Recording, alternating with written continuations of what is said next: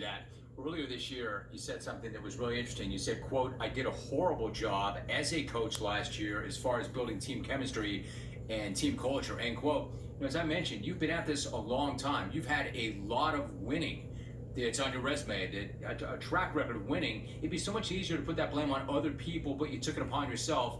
Why was that? What were you talking about, and what did you learn from that? It's just when I look back at it now, Jim, I saw signs.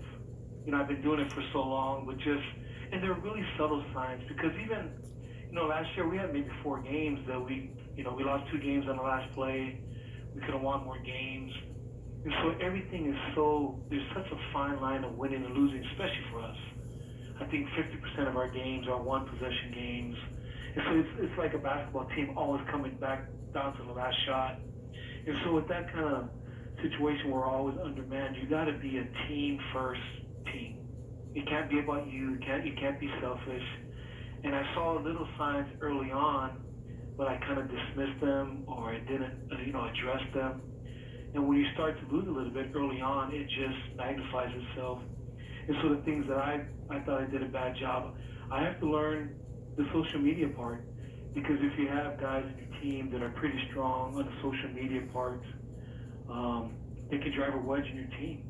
You always have guys that maybe, hey, we shouldn't be doing this, or, I'm not playing. And you always have disgruntled guys on the team. And when you lose, it kind of accentuates. And I found last year with social media, that can spread like wildfire. So, this year, a big part of our off season is building team chemistry, building our bond. We've had a ton of barbecue, ton of off the field stuff. And I've had my eyes on those kind of things. If a guy feels like he's not all in, I'm going to call him in early. Hey, you all in or not? Are you okay with being in this position? Because this is the position you have to play for us to win. And if you're not, I'm cool with that. You can go play rugby.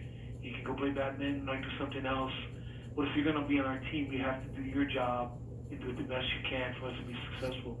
Ken, that social media thing is so interesting. Are you talking about guys that maybe were not happy, who took their beefs to social media and expressed them there rather than keeping them in-house? Is that what you mean, or something else? Yeah, yes, exactly, Jim. Because, like I said, been doing it for so long. And you always have guys in the locker room. I was in the locker room.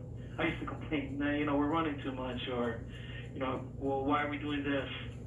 But when you leave the locker room, it's kind of dead. You kind of go your own way. You might go to the dorms or whatever, and different guys live in different places.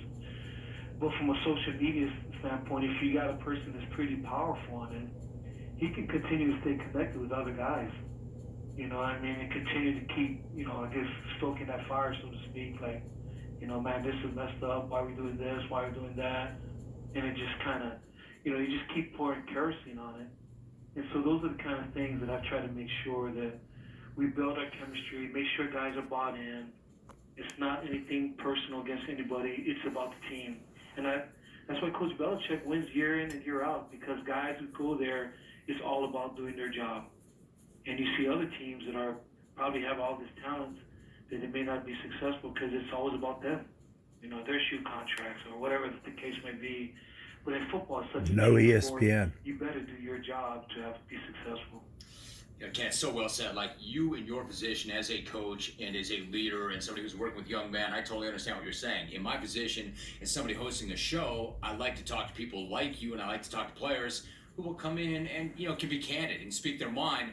I can't lie. When somebody that we know that comes on this show goes to the Patriots, I can't lie, but I think, damn, well, there goes that guy. He's never going to say anything ever again, and he's not going to come on the show ever again because that's part of the gig. But to your point, I have to respect it because the Patriots don't have the kind of issues you're talking about for that reason. Yeah, and it's just always amazing to you see some teams that are super talented and they don't get as far. And obviously they got great players, and the Patriots got great players, but then you see some of the guys on their team, like, where did that guy come from? What school did he play for? And it's just amazing to me just how they win year in and year out. But it's always about doing your job and the betterment of the team. And that's, if there's any sport that kind of magnifies all of that, is football. Because everybody's job description is different. The snapper, the cornerback, the defensive end, the running back.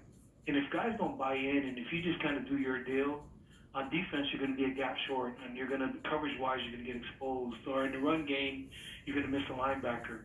But if guys buy in, okay, if this is my job for 40 snaps, I got to block this defensive end, and I'm going to do it as hard as I can, and I don't care, if I get any press clippings or not. You're normally going to be successful if it's all about doing your job. Ken Niumatalolo is joining us for a few more moments. We're talking about life. We're talking